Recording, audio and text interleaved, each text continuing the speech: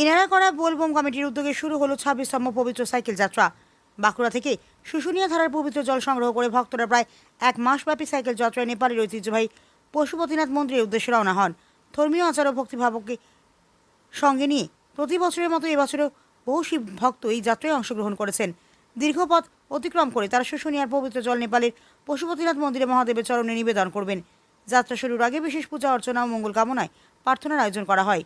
কমিটির সদস্যদের বক্তব্য, গত 26 বছর ধরে নিষ্ঠা ঐতিহ্যের সাথে এই সাইকেল যাত্রা অনুষ্ঠিত হয়ে আসছে। ধর্মীয় সম্প্রীতি, শৃঙ্খলা, ভক্তির বার্তা মানুষের মধ্যে ছড়িয়ে দেওয়াই এই যাত্রার মূল উদ্দেশ্য। স্থানীয় বাসিন্দারা যাত্রীদের শুভেচ্ছা জানায়, তাদের নিরাপদ ও সফল যাত্রা কামনা করেন।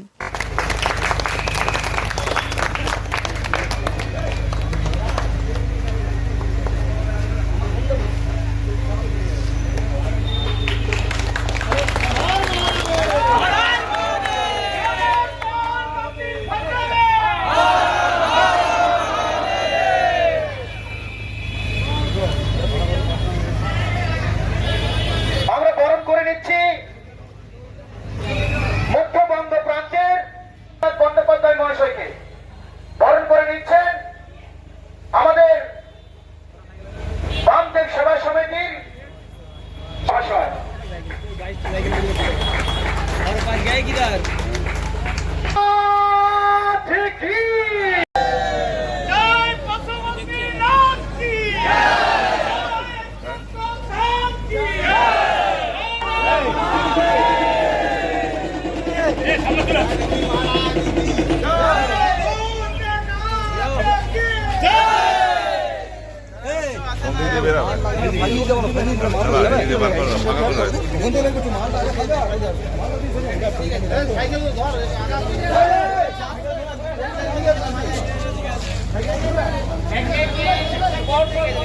তোর একটা ছবি তুলে দে, তোর একটা স্ত্রীর ছবি তুলে দিলেন। তো সাইকেল নিল এটা কার?